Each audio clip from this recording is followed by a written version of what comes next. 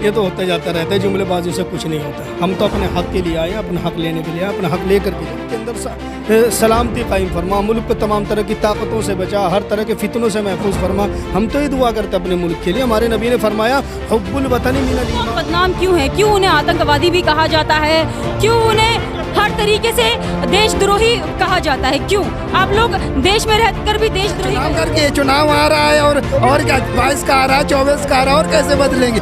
EVM हटवाएंगे, सब कुछ करेंगे अपने हक। तक तो हुआ नहीं, 2 बार सरकार जीत।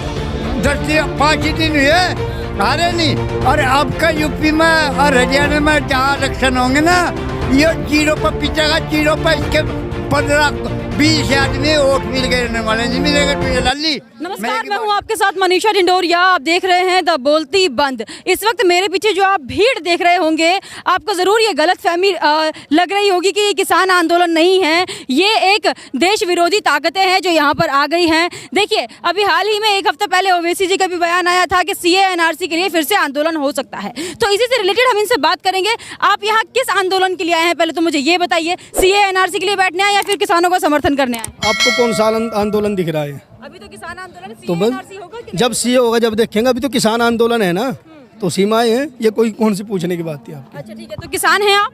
बिल्कुल किसान है। ठीक है, तो आप मुझे ये बताइए, ओवैसी जी ने भी कहा है कि अगर सरकार फिर से CA NRC छेड़ती है तो हम फिर आंदोलन पर बैठ जाएंगे। जब वो मुद्दा होगा जब देखेंगे। अब किसान को इस वक्त हम किसानों का मुद्दा लेकर के किसान हैं हम। पहले कम से कम अपनी रोटी रोजी तो बजा लें, उसके बाद CA देखेंगे क्या होगा। CA के बाद में बात करेंगे। ठीक है, तो सरकार से क्या कहेंगे आप, क्योंकि जो भी यहाँ पर आते हैं, जैसे आप आ गए हैं, आप मुस्लिम हैं, अब शायद आपको भी आंदोलन जीवी कहा जाएगा।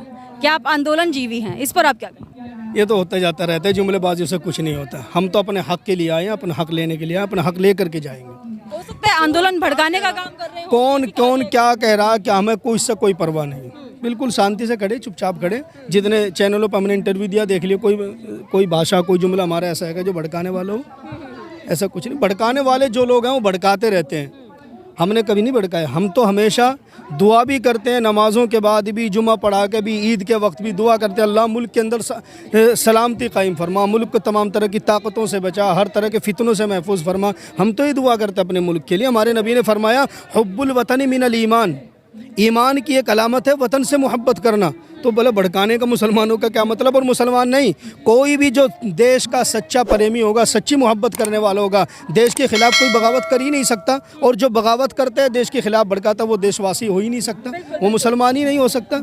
लिहाजा जो भड़काने का काम करता है वो हमारा काम नहीं, वो किसी और को होगा। हमें कौन क्या कह रहा है हमें उस पर जाना ही नहीं। कोई कुछ भी कह लीजिए। मुस्लिम कौम बदनाम क्यों है, क्यों उन्हें आतंकवादी भी कहा जाता है, क्यों उन्हें हर तरीके से देशद्रोही कहा जाता है, क्यों आप लोग देश में रहकर भी देशद्रोही कहे जाते हैं? तो इसका हमारे पास क्या इलाज है? आप मुझे बताइए, आप क्या है? दिन पहले आप कुछ लोगों ने कहा ये आंदोलन खालिस्तानियों का है, किसी के क्या पास उसका इलाज हुआ। अब ये चल रहा है कि जाटों का आंदोलन है। हम क्या किसी की ज़बानों को रोक सकते हैं? कोई किसी की ज़बान पे कुछ नहीं ताला लगा सकता। ये काम है सरकार का, उनके हाथ में ताकत है, सख्ता उनके हाथ में है। कोई गलत ज़बान का इस्तेमाल करे, गलत बोले, सरकार को चाहिए कि इसकी ज़बान पर लगाम लगाए, इसकी ज़बान पर ताला लगाए। कोई गलत बोल रहा है तो बोलते रहिए, अगर सरकार उसके खिलाफ कोई एक्शन नहीं लेती, वो सरकार जाने, वो जाने।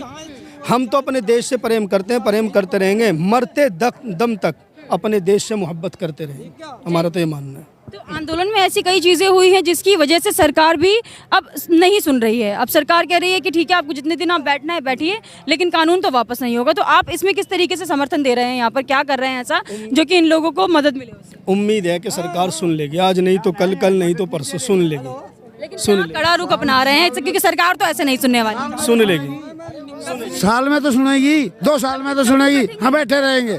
और बोलो, मैं दे रहा। पंजाब ने सुनी कि नहीं? कल पंजाब में प्राण मान आए आ, पंजाब के लोगों की आवाज सुनी कि नहीं सरकार ने? क्या होया?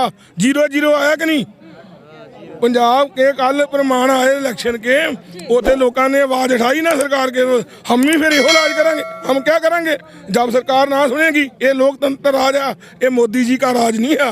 ये हम वोटा पाइया, हम एडी पुल कर बैठे हैं, आज तक जिंदगी किसी और पार्टी को वोट नहीं दिया। दिन होने को है, सरकार अभी तक तुम्हारी नहीं, आगे क्या मानेगी? अब क्या उम्मीद लगा के बैठे, क्यों उम्मीद लगा के? वो सरकार तो खुद पाएंगे, वो सरकार है जी की। हम जो हमारी बदलेंगे, कैसे बदलेंगे सरकार? ऐसे चुनाव करके, चुनाव आ रहा है और क्या 22 का आ रहा है, 24 का आ रहा है, और कैसे बदलेंगे? ईवीएम हटवाएंगे, सब कुछ करेंगे अपने हक। तक तो हुआ नहीं, 2 बार सरकार जीत गई, आप ही लोगों ने वोट देके जितवाया। ये ईवीएम की गलती है ना, ईवीएम की। अगर हाँ, ये पंजाब में जो चुनाव हुए बिना ईवीएम के, मतलब निकाय वाले, उसमें क्यों आज बैलेट पे आज सरकार हारी हुई रखी है, लेकिन ईवीएम हटवाएंगे, इसके बाद चुनाव कराएंगे। इनका कैंडिडेट एक रोंदी की नहीं, गुरदासपुर से हमारे घर के 19 वोट है, हमारे घर के 19 वोट है, 9 पाए घर के नहीं वोटा पाइया, बाकी कदर गए ईवीएम गलत है। 2 बार क्यों जिता? हम गलती कर बैठे, ये होने गलती है। हम कहता जुंगले बाद तुम्हारे खाते में 15 लाख आ जाएगा, घर घर नौकरी आ जाएगी, किसान की आमदन दुगनी कर देंगे, इस वजह से जिता बैठे हैं। हाँ, ये गलती कर बैठे हैं। आपको ये नहीं लगता कि अभी जैसे मुस्लिम भाई आपके आए हैं आपको समर्थन देने के लिए, तो ये हिंदू मुस्लिम हुआ कैसे इस आंदोलन में भी? ये सरकार करती है हिंदू मुस्लिम, ये सबका सारे धर्म का आंदोलन है, ये किसी की नगे नहीं है। ये किसान का आंदोलन है, किसान लड़ रहे हैं, उनकी भी जमीन है, वो अपनी जमीन के हक लिए लड़ रहे हैं। हमारी भी जमीन है, मैं अपनी जमीन का, हम किसी पार्टी के नाल नहीं है, ना असी किसी बीजेपी ना कांग्रेस ना किसी पार्टी ना नहीं संबंध, हम अपने हक के लड़ने लिए आए हैं। आप मुझे बताइए सर, आप लोगों ने किसको वोट दिया था? आपने किसको वोट दिया था? किसको जिताया आपने? वोट की छोड़ दीजिए, कोई बात नहीं होती, ये नहीं होती, ये कोई बात नहीं हुआ करती। हिंदू मुस्लिम सिख ईसाई आपस में सब भाई भाई। यहाँ जो ना हिंदू मुस्लिम का कोई रोड़ा नहीं है, जाट का कोई रोड़ा नहीं है, यहाँ किसान है। आगे चल के जैसे अगर आप जिस सरकार को आपने जिताया वही सरकार आपके फेवर में नहीं है, वही सरकार ऐसे काम कर रही है कि जो आपको लग रहा है कि वो गलत है, किसानों के लिए सरासर गलत है, तो आगे चल के क्या करेंगे? मतलब आपने जिसको जिताया वो तो कर नहीं रही ना कुछ भी आपके लिए, तो अब क्या? देखिए, ये तो फैसला उस वक्त हो जाएगा जब दोबारा चुनाव होंगे। जैसे एक जगह फैसला हुआ, अभी भरोसा किया, बिल्कुल भरोसा किया था, प्रधानमंत्री हैं देश के, बने हुए हैं, सबका साथ सबका विकास। वोट किसको दिया ये तो सबका अपना इख्तियार है, सबका अपना दिल है, कोई किसी को देता है, कोई किसी को देता है। लेकिन जब कोई प्रधानमंत्री देश का बन जाता है, वो प्रधानमंत्री सबका होता है। उन्होंने सबका साथ सबके विकास का नारा लगाया, सबने उन पर भरोसा किया, देश के प्रधानमंत्री है। लेकिन अगर इन्हीं लोगों के साथ जिनके वोट से वो प्रधानमंत्री बने, उन्हीं लोगों के साथ धोखा होगा तो ठीक है। धोखा एक मरतबा खाता है इंसान, बार बार नहीं खाता है। धोखा खा लिया, उस धोखे से एक तो सबक वहाँ मिल गया पंजाब में, दोबारा चुनाव होंगे वहाँ मिल जाएगा, कभी चुनाव लड़ने की तैयारी जाएगा वहाँ भी मिल जाएगा, सब जगह में भी जवाब मिल जाएगा, सब जगह मिल जाएगा, बंगाल में भी सब जगह मिल जाएगा। सत्ता में आके कहीं ऐसा तो नहीं है कि सत्ता सर पर चढ़ गई? नहीं, ये तो होता ही है, हर सरकार में होता है क्या? ये तो जिसके हाथ में ताकत। पूरे हिंदुस्तान में जवाब मिलेगा उसे लल्ली, पूरे हिंदुस्तान में यही जवाब मिलेगा। खट्टा नहीं खुलन दे, खट्टा इस प्रधानमंत्री का अभी बता रहे हम।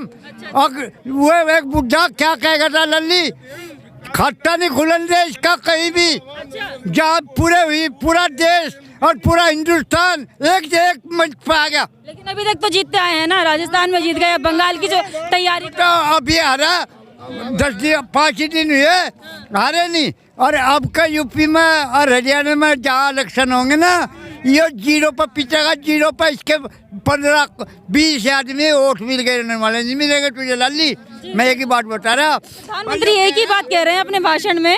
हाँ जी, भी ये हरियाणा पंजाब का आंदोलन है। कल रेल रोको पूरे देश में होया कि नहीं? उड़ीसा में, कर्नाटक में, मध्य प्रदेश में, हर में रुकी ना रेल। फिर कहाँ, फिर उसों के किसान नहीं है। हाँ, ये सिर्फ आज ट्रेन चला दे, जे पूरे देश का किसान जहाँ ना आ जाए तब आखे।